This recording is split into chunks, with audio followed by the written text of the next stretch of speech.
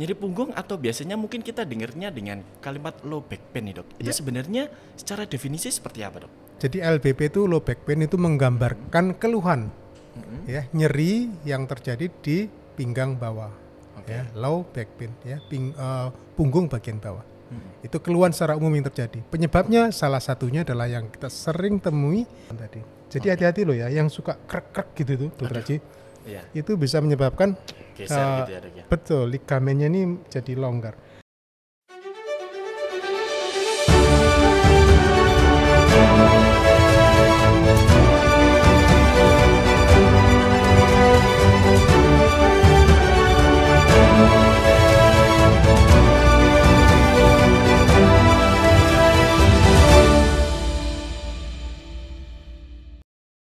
Assalamualaikum warahmatullahi wabarakatuh. Selamat siang, jumpa lagi dengan saya Dr. Aju Wibowo. Jumpa lagi kita di Granostic Health Podcast kali ini.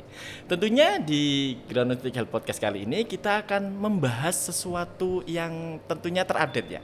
Yang tentunya banyak sekali ilmu yang akan kita dapatkan. Dan kali ini spesial kita akan membahas tentang nyeri punggung. Tentunya kita juga akan menghadirkan narasumber yang luar biasa, yang ahli di bidangnya, yang juga pengalamannya luar biasa banyak sekali. Kita sapa bersama Dr. Dwi Koryanto, spesialis bedah saraf. Selamat siang dok. Selamat siang Dokter Haji. Alhamdulillah, baik ya dok ya. Alhamdulillah. Udah siap nih dok, ngasih ilmu ke kita semua nih dok. Saya nanya dulu tapi, Oke. kok selalu ganteng tuh apa obatnya itu Dokter Haji? Dokter nih, aduh, saya meleleh nih dok. Melelehnya bukan karena El Nino nih. Oke. Oke dok, siap ya dok ya buat ngasih ilmu kita nih dok. Ayo. Hari ini kita akan bahas nyeri punggung nih dok. Wow. Nah, nyeri punggung atau biasanya mungkin kita dengarnya dengan kalimat low back pain nih dok. Itu sebenarnya secara definisi seperti apa dok? Iya, jadi ini sesuatu yang banyak sekali terjadi ya di sekitar kita. Betul dokter. Tanpa pandang usia, tanpa pandang jenis kelamin ya. Hampir semua pernah mengalami apa yang disebut dengan sakit punggung. Atau orang Jawa bilang boyoan atau orang sana bilang low back pain. Betul. Ya, nyeri pinggang bawah.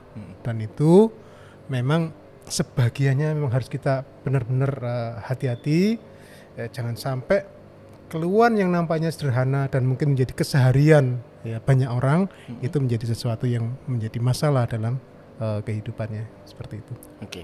Nah, ini low back pain kan kayak mengenai hampir semua usia, semua gender juga bisa kena. Kalau dari pengalaman dokter sendiri, dari semua jenis low back pain ini dok, yang biasanya paling sering ke dokter itu yang jenis seperti apa dok low back pain-nya? Jadi kalau dari sisi anatomi ada dua penyebab yang paling krusial Dokter Haji. Pertama, low back pain itu terjadi problem instability pada tulang belakangnya. Ya, jadi tidak stabil. Ya, bisa terjadi pada persendian-persendiannya, ya, facet menyebutnya, ya, atau juga rangkaian dari tulang belakang itu yang posisinya sedemikian rupa sehingga terjadi pergerakan yang seharusnya tidak terjadi ya. Maka disebut unstable dan itu bisa menyebabkan nyeri. Mungkin bisa dikasih gambaran ke kita dok, kayak yang seharusnya tidak bergerak tapi pada akhirnya bergerak karena instabilnya itu seperti apa dok? Iya, jadi aslinya memang ada pergerakan, cuman terbatas, terkontrol dan benar-benar bisa tetap melindungi saraf-saraf yang ada di dalamnya. Tetapi ketika pergerakan itu berlebih, bergeser atau orang kita sebutnya listesis, nah itu menyebabkan ada jepitan pada saraf itu. Nah, itu yang bikin nyeri. Ya. Jadi ruang geraknya sudah melebihi yang seharusnya gitu ya dok ya. Jadi di sendi itu ada ligamen, yaitu yang mengikat persendian itu sehingga cukup kuat tapi memberikan pergerakan secukupnya begitu. Dan ketika itu berlebih, ya itu akan bisa menyebabkan keluhan tadi. Jadi hati-hati loh ya, yang suka krek-krek gitu tuh, Dokter Haji. Itu bisa menyebabkan geser gitu ya dok ya. Betul, ligamennya ini jadi longgar sehingga menimbulkan instability di kemudian hari. Awalnya enak, nyaman, lego begitu. Tapi ternyata lego itu harus hati-hati setelahnya ya. Iya, karena jangka panjangnya bisa membuat instability di sana. Itu yang pertama. Yang kedua itu adalah yang sering adalah canal encroachment, yaitu penyempitan pada ruangan saraf. Jadi di tulang belakang kita yang banyak ruas itu, setiap ruasnya itu ada saraf-saraf, cabang saraf yang keluar dari sana. Dan itu melalui kanal atau foramen ataupun lorong begitu ya. Nah, ketika lorong ini sempit, ya, menjepit sarafnya. Itu disebut canal encroachment. Jadi ada penyempitan pada ruangan itu. Nah ini yang bikin sakit ya, seperti itu. Bisa karena faktor tulang, ya. Jadi tadi instability itu kan respon tubuh secara alami. Itu tulang itu semakin kuat membesar di persendiannya itu memang lebih stabil, tetapi akibatnya ada ruangan yang akhirnya menyempit. Ya karena dimakan oleh tadi pembesaran dari persendian itu. Nah, terjadi canal encroachment. Nah bisa juga penyempitan ini karena terdesak oleh bantalan tulang. Jadi ruas-ruas tulang belakang kita yang banyak itu diantaranya ada bantalannya. Fungsinya sangat luar biasa. Ini adalah untuk membuat getaran beban itu teredam dengan baik. Dan ketika itu sudah mulai mengalami degeneratif, kandungan cairannya berkurang, elastisnya berkurang. Nah ketika ada beban yang berlebih itu dia menonjol itu. Nah nonjol itu salah satu dampaknya menekan pada akar saraf yang keluar di foramen tadi itu. Nah itu yang bikin nyeri ya. Seperti itu. Nah itu apakah baik dari yang instabil tadi ataupun yang penyempitan yang kanal dan sebagainya itu nyerinya seperti apa dok? Apakah maksud saya kayak ini nyeri yang masih bisa dikeretek atau ini nyeri yang harus saya langsung kemana gitu dok? Nah itu gimana dok? Yang harus kita bisa bedakan. Jadi itu pentingnya kita mengevaluasi. Mulai dari yang sifatnya subjektif, yang dirasakan pasien secara subjektif. Saya nyeri dok di pinggang bawah sini. Nyerinya ini saya rasakan di paha dok. Saya nyeri di betis saya dok. Pinggangnya tidak ngeluh bahkan. Yang dikeluhkan nyeri saya ini dirasakan sepanjang tungkai bawah ini. Padahal problemnya di lumbar, di tulang belakang tadi itu. Nah, jadi subjektif ini penting ya. Kita pastikan ya. Kemudian dikonfirmasi dengan data objektif. Tentu kalau di kita ya melakukan pemeriksaan fisik, pemeriksaan neurologis. Nah nanti kita akan bedakan tuh mereka-mereka yang mengalami instability itu ada nyeri yang disebut dengan axial pain.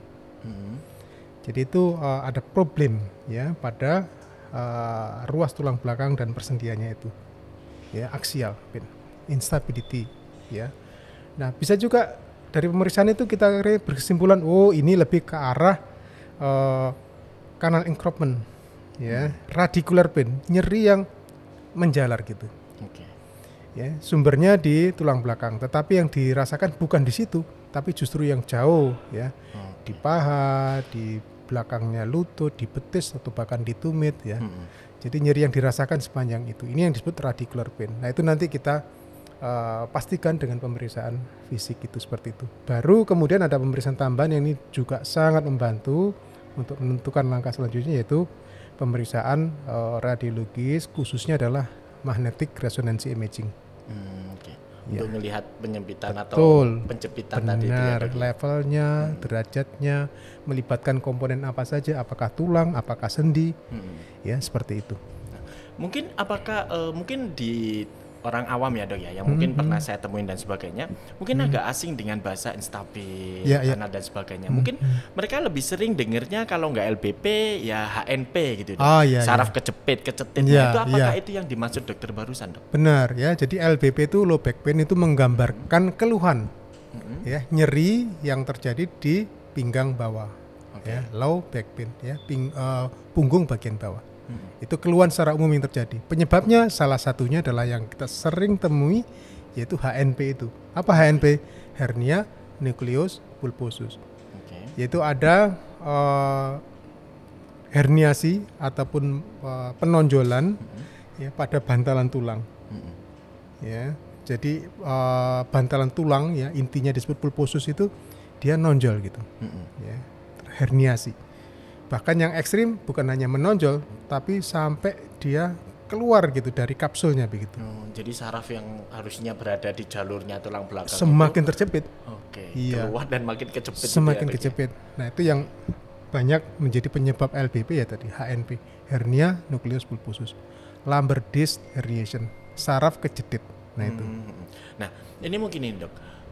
Setelah kita tahu dari gejalanya dan sebagainya itu dok ya, bahwa kan kalau mungkin kalau sarafnya kejepit yang kita rasakan mungkin nyerinya bukan cuma di tulang punggung belakang doang nih dok, tapi sampai menjalar mungkin ke tumit, tungkai dan sebagainya.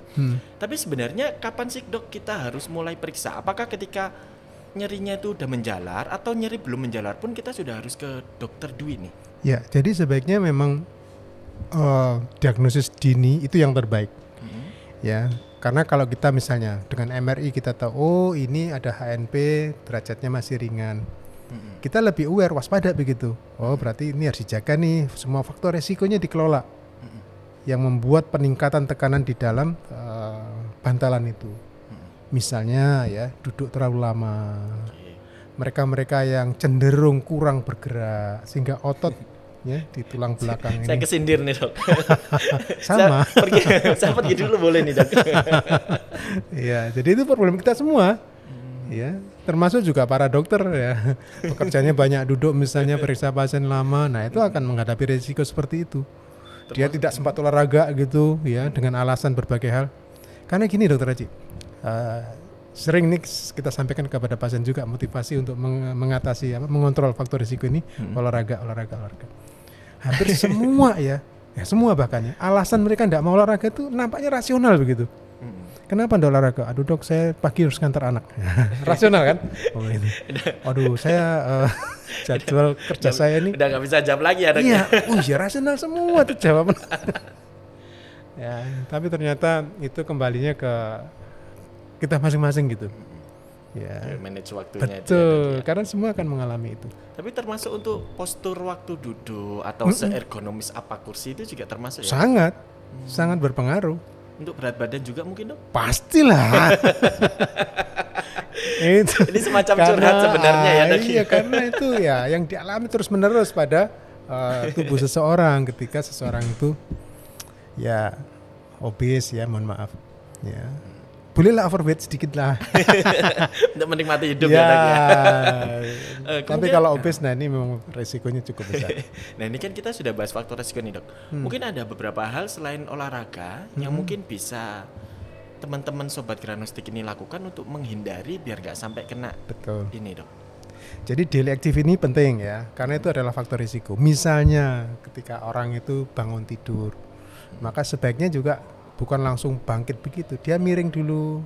Nah ini bagus sekali ya untuk meminimalkan tekanan di sana. Ya duduk yang terlalu lama, ya sebaiknya tidak lebih dari 1 jam lah. Ya, habis itu pilih kursi yang agak tinggi, karena kalau rendah, nah itu lumayan ini.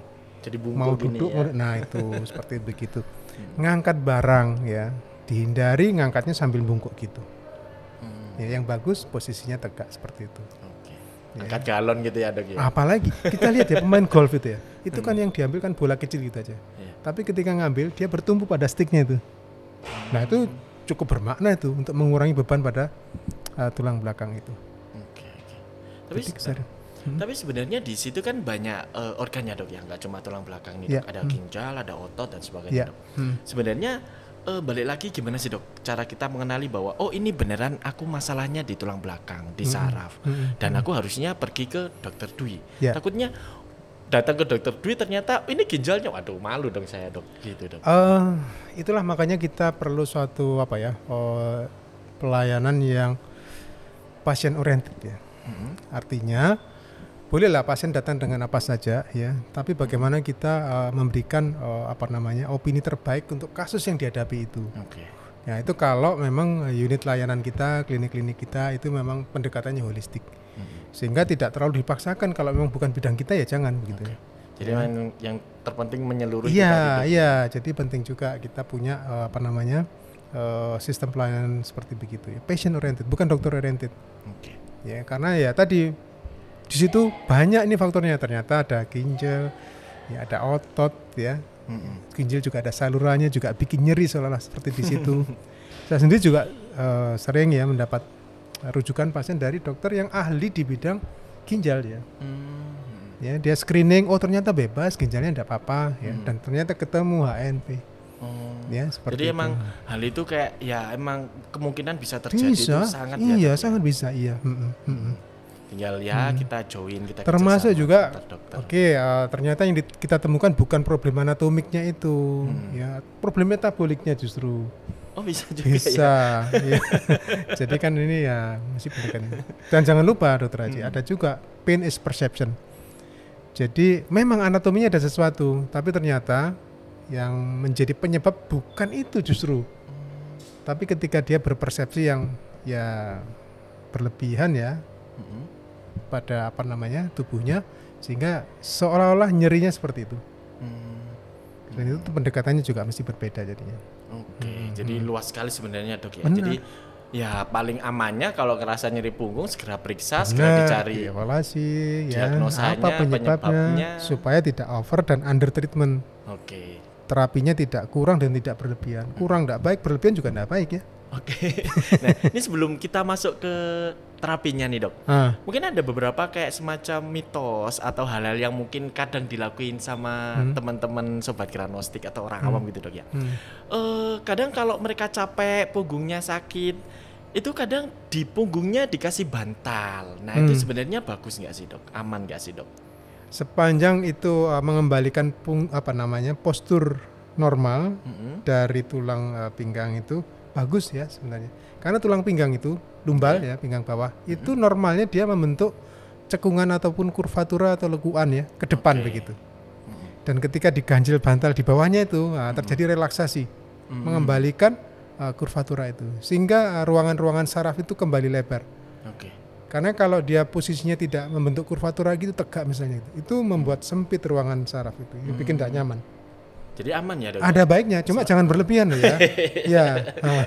Bentuk gini. Nah, jadi seperti begitu ya. Oke. Mungkin dari definisi gejala, faktor resiko sampai cara pencegahan semuanya udah dok. Sekarang masuk ke terapi nih dok. Kalau ternyata pada akhirnya dari teman-teman sobat Granostik ini ada yang sampai sakit nih dok. Ya. Mereka sebaiknya periksa. Ketika periksa ternyata kena HNP beneran atau penyebab yang lain ya dok. Itu diapakan nih dok? Ya. Jadi penanganan HNP ini ada satu masa di mana pilihannya dua saja dokter Haji. Kalau obat, fisioterapi ya tidak membaik, maka dilanjutkan ke tahap berikutnya adalah operasi. Sampai operasi ya dok ya? Ya. Tapi sekarang ini kita punya pilihan satu lagi yang saya kira menjadi alternatif yang lebih lebih tepat lagi ya. Karena ternyata sebagiannya, bahkan sebagian besarnya tidak perlu tindakan sampai operatif gitu. Tetapi dengan obat-obatan saja tidak cukup nih. Karena pada MRI klinisnya ditemukan radicular pain tadi misalnya, axial pain memang ada begitu. MRI-nya juga ketemu ya. Tapi ya gangguannya ternyata hanya sebatas pada sensorik ataupun nyeri saja, rasa tidak nyaman itu. Tidak sampai mengganggu motorik apalagi autonom ya. Jadi fungsi saraf yang 3 itu sensorik, motorik dan otonom. Nah, kalau hanya sensorik saja, maka pada umumnya ya sudah kita perlu tindakan untuk pain intervensi saja. Lain lagi kalau memang sudah mengganggu motorik ya umumnya memang kita perlu ya tindakan yang lebih advance lagi, tindakan operatif. Ditemukan misalnya instabilitasnya berat gitu, sudah kita lakukan koreksi dan stabilisasi ya seperti itu. Mungkin dari teman-teman kurang paham nih dok dengan fungsi motorik dan sensorik itu sebatas apa sih dok? Ya, jadi kalau sensorik kaitannya dengan rasa nyeri, keringgingan, tebel ya. Kalau saraf terjepit itu yang dirasakan, berarti sensoriknya terganggu. Tapi kalau motorik itu sampai mempengaruhi kekuatan otot. Ya. Gerak-gerakan gitu ya. Gerakannya berkurang, lebih lemah satu sisi ya. Bahkan ada yang atrofi, ototnya mengecil. Ya, karena memang kekuatannya berkurang, nah itu sudah mulai mengganggu motorik. Nah seperti itu tidak ada lagi tempat konservatif maupun tindakan pain intervensi, karena problemnya adalah kita melakukan upaya perbaikan pada motoriknya. Atau yang otonom itu gangguan buang air kecil, buang air besar, tidak bisa ngontrol. Ternyata ada jepitan saraf di lumbal 5 ya dan seterusnya. Nah itu yang tidak cukup dengan pain intervensi. Tapi yang kita temukan sekarang hari ini, Dokter Haji. Banyak yang sebenarnya hanya masalahnya di sensorik saja begitu. Setuju. Karena kadang kan emang sebenarnya masalahnya di sensorik pun ya kayak cuma nyeri doang tuh kadang-kadang sampai ganggu movementnya kan. Memang benar. Jadi sebenarnya orang merasa kayak motorikku terganggu padahal sebenarnya itu sensoriknya ada gitu ya. Betul sekali, dan setelah sensoriknya membaik tidak nyeri biasa dia. Ya, motoriknya normal seperti itu. Ya, apalagi pada problem tulang belakang yang kronik ya. Jadi degeneratif, ini HNP kan termasuk degeneratif ya. Pada kasus-kasus yang kronik, pada umumnya hampir-hampir tidak ada yang memerlukan tindakan operatif. Ya, kecuali ada problem akut yang terjadi, memang sudah ada problem kronik, habis itu dia jatuh. Nah, akhirnya ada kondisi akut yang, nah itu lain lagi. Tapi kalau perjalanannya bertahap, kronis, pada umumnya tidak sampai perlu tindakan itu. Karena itu semua kan bagian dari perjalanan normal dari tubuh manusia ya, mengalami degeneratif. Semua mengalami itu. Deg-degan langsung dok. Tiga kita semua adaptasi saja sebenarnya, ya, menyesuaikan antara usia dan aktivitas yang kita lakukan. Nah ini menarik nih dok, karena mungkin kan selama ini termasuk saya ya dok ya, mungkin terpaparnya paling banyak kalau ada LPP, HNP dan sebagainya. Terapinya mungkin obat nggak bisa, ya udah dioperasi, langsung di repair dan sebagainya. Tapi di sini dokter Dwi menawarkan bahwa ada kok alternatif di tengah-tengahnya itu, bahwa dia lebih tinggi dari obat, tapi nggak sampai yang harus operasi. Nah ini sebenarnya diapakan nih dok?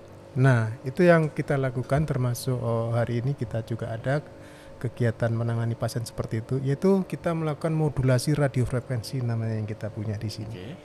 Itu adalah melakukan desensitisasi pada sarafnya. Jadi saraf mana yang terjepit, ya itu kita pastikan levelnya, sisi yang sebelah mana, ya, dan kemudian kita melakukan secara khusus, secara selektif, ya kita memiliki jarum khusus untuk mendekatkan ujungnya ke saraf yang terganggu tadi itu, kemudian kita lakukan modulasi radiofrekuensi. Artinya saraf itu dipanaskan menggunakan gelombang radiofrekuensi, dan itu membuat sensor nyerinya itu semacam apa ya, lebih jinak begitu, tidak terlalu sensitif, bukan menghilangkan sama sekali. Karena sensor nyeri itu masih sangat diperlukan oleh tubuh kita. Setuju. Sangat, tidak boleh kita sampai tidak ada sensornya itu malah ya berbahaya. Iya. Jadi dia hanya dijinakkan sehingga nyeri tapi tidak mengganggu. Ya seperti itu. Sehingga dia masih aware gitu. Oh saya terlalu lama duduk nih. Masih bisa rasakan seperti itu. Ya. Untuk tingkat keberhasilannya seperti apa dok? Dari ya kalau penyebabnya memang itu pada umumnya sangat menyenangkan ya. Ya. Karena melihat pasiennya kayaknya langsung sumringah, langsung sembuh gitu ya. Tapi dok, ini kan balik lagi nih. Oke lah, tingkat keberhasilannya sangat tinggi, pasiennya banyak yang dan sebagainya. Tapi kan selalu akan ada efek samping nih dok. Ya. Ada nggak efek sampingnya nih dok? Ya, jadi tidak dilakukan tindakan ada efek samping. Dilakukan tindakan juga ada. Nah. Ya. Tinggal sekarang kita bagaimana melakukan upaya untuk meminimalisir itu semua. Misalnya ya itu memang lazim terjadi risiko seperti itu. Kalau kita menusukkan jarum, ya maka risiko infeksi. Betul. Ya kan? Risiko melukai pembuluh darah, misalnya darahan. Nah, cuma seperti itu bisa diupayakan sedemikian rupa sehingga minimal sekali gitu. Misalnya ada desinfeksi yang bagus, sterilisasi yang bagus, maka itu mencegah terjadinya infeksi. Bahkan tindakan-tindakan ini tidak menggunakan antibiotik sama sekali. Sebelum maupun sesudah tindakan, karena tadi kita melakukan upaya desinfeksi yang benar, ya seperti itu, ya selebihnya relatif sangat aman. Mungkin ini yang juga jadi pertanyaan mungkin untuk teman-teman dari Sobat Granostik yang mungkin masih agak bimbang nih dok. Mungkin yang mereka tanyakan adalah ini kan sarafnya dipanasin nih, padahal saraf itu kan banyak di tulang belakang nih, di tiap tulangnya itu kan ada saraf-sarafnya sendiri. Bagaimana cara dokter untuk mengetahui secara tepat bahwa ini saraf yang harus saya tusuk dan ini jarumnya benar nempel di sana? Apakah itu akan menjadi kendala buat dokter atau dokter yakin dan sebagainya bahwa saya nggak akan salah atau seperti apa dok? Mungkin kita butuh diyakinkan gitu dok. Benar ya. Jadi ada cabang sensorik yang itu perjalanannya khas ya sesuai dengan anatomi ya kebanyakan orang. Jadi lokasinya itu fix sekali dokter Haji. Ya misalnya nyerinya pada faset ataupun karena diskus yang menonjol. Nah itu ada namanya saraf, ya, cabang saraf medial branch. Itu di X-ray kelihatan lokasinya di lokasi yang dilewati itu sangat khas di situ. Itulah makanya tindakan kita itu sangat aman. Karena apa? Kita hanya menyasar sensor saja, saraf yang berkualitas sensor, tidak mengganggu saraf yang fungsinya sebagai motorik. Ya, jadi sangat ada cerita habis operasi tiba-tiba nggak bisa jalan enggak. Karena benar-benar selektif pada sensorik saja, bukan cabang saraf motorik. Ya, seperti itu. Jadi ini juga dibantu dengan alat X-ray gitu ya? Oh iya, harus. Jadi kita pastikan bahwa ujung jarum kita mendarat di tempat yang tepat. Kita konfirmasi dengan kontras ya. Dan seterusnya. Jadi itu juga akan membantu untuk ketepatan dan keakurasiannya gitu. Jadi pasti bisa dijamin ya dok. Benar, sehingga kita memang tidak ada toleransi dalam hal titik yang kita tuju itu. Tidak boleh mereset, memang harus di situ. Karena memang areanya kecil sekali. Oke. Tetapi kita sangat terbantu dengan pemindahan atau X-ray itu ya. Oke. Nah, ini mungkin yang jadi pertanyaan terakhir nih, Dok. Selayaknya sebuah terapi nih, Dok. Apakah ketika sudah diterapi hal ini akan bisa relapse atau hal ini bertahan selama berapa lama nih, Dok? Ya. Jadi operasi pun misalnya ada HNP, kita lakukan microdisektomi. Ya, tetap ada resiko dia nyeri lagi. Bahkan ada juga yang disebut fail back surgery syndrome. Habis operasi masih nyeri. Oke. Ya, termasuk tindakan ini, apalagi tindakan ini kan sebenarnya tidak memotong saraf, Apapun tidak, ya. sehingga punya resiko untuk kembali nyeri. Karena kita tidak mengatasi penyebabnya. HNP yang menonjol masih ada di situ, bantalan yang menonjol masih ada, hanya sarafnya tidak sensitif lagi. Oke. Statistiknya seluruh dunia itu 2 tahun, Oke. tetapi pasien tidak ada yang sama. Ada yang lebih lama, ada yang jauh lebih singkat. Ada yang sampai akhirnya perlu kita lakukan secara reguler. Karena pasien ini dengan berbagai pertimbangan belum indikasi operasi, tapi nyerinya sering mengganggu. Sehingga ada juga yang reguler. Ya, kita Jadi lakukan. otomatis produktif lagi ya, Dok ya. Ya. Ketika nyerinya udah Ya, nggak dirasakan. benar, ya seperti itu. Nah, ini Dok, mungkin ini pertanyaan terakhir nih, Dok. Dari tadi terakhir ya, Dok ya, tambah deh yang paling terakhir ya, Dok. Ini mungkin lebih ke saya menanyakan dari pengalaman dokter atau mungkin sekalian testimoni dan sebagainya, Dok ya, untuk sekalian meyakinkan teman-teman dari Granostik nih, Dok. Dari pengalaman dokter yang mungkin pasiennya sudah banyak sekali ya, Dok ya, yang pernah dilakukan tindakan ini. Dari sekian banyak itu ada gak, Dok, yang mengalami kegagalan? Nah, kegagalannya ini karena apa, Dok? Apakah mungkin dari prosedurnya atau memang dari pasiennya nih, Dok, yang datangnya telat, yang gak ngikutin anjuran atau seperti apa, Dok? Ya, ada ya, dan itu sangat manusiawi. Artinya gini, nyeri itu sendiri kan penyebabnya bisa beragam gitu. Oke. Ya, termasuk yang tadi sangat jelas secara anatomi bisa kita terangkan, tetapi juga banyak yang di luar itu begitu. Makanya radiofrekuensi ini juga salah satu upaya untuk sebagai sarana diagnostik. Artinya kalau kita lakukan modulasi radiofrekuensi, nyerinya memang membaik secara bermakna, berarti ya kelainannya itu penyebabnya di situ. Tidak jarang memang, Dokter Haji ya. Jadi setelah dilakukan tindakan itu nyerinya tidak terlalu bermakna ya perbaikannya. Dan ternyata setelah kita evaluasi memang problemnya bukan anatominya itu, walaupun di MRI kelihatan persis ada sesuatu. Tapi ternyata memang problem sarafnya itu sudah mengalami demyelinisasi. Ya, saya punya kasus seperti itu. Nah, itu ya tidak ada gunanya memang tindakan-tindakan itu. Apalagi operasi juga tidak ada gunanya begitu. Nah, makanya ini juga sebagai diagnostik itu sekarang mulai dilakukan mereka-mereka di center itu ada yang sebelum operasi dicoba dulu dengan RF, respon enggak? Kalau respon oke, maka jadi next step operasi itu gitu ya, bermanfaat begitu. Tapi kalau dengan dilakukan ini tidak membaik, berarti penyebabnya bukan di situ. Manfaatnya lebih lagi berarti ya, Dok. Nah, Jadi sebenarnya ketika ada hal yang menurut orang awam, oh ternyata nyerinya nggak hilang kok, itu sebenarnya bukan kesalahan prosedur ya, Dok ya. Tapi sebenarnya emang ada double masalah, ada triple masalah di sana. Oke. Ya mungkin itu aja sih, Dok, mungkin untuk Gitu saat ya. ini ya, Dok ya, dari awal sampai ini kayaknya udah banyak sekali yang kita dapatkan ya. Mungkin ini deh, Dok, satu kalimat utuh nih, Dok, yang pengen Dokter Dwi sampaikan ke teman-teman Sobat Granostik semua tentang terkait hal ini, Dok. nyeri itu dibutuhkan ya, Oke. dalam dosis yang tepat. Setuju. Ya.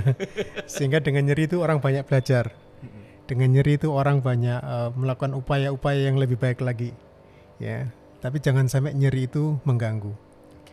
Maka radiofrekuensi ini salah satu upaya tindakan ya, bagaimana kita bebas nyeri tanpa operasi, tanpa minum obat. Mantap. Nah, itu Dokter Haji. Ya itu ya. Jadi teman-teman Granostik, sobat-sobat Granostik, didengarkan itu semuanya ya, bahwa nyeri itu penting, nyeri itu jadi alarm sign-nya kita, tapi tetap gak boleh yang berlebih sampai mengganggu kehidupan kita, mengganggu produktivitas kita, bahkan sampai mengganggu kebahagiaan kita. Gitu ya, Dok ya.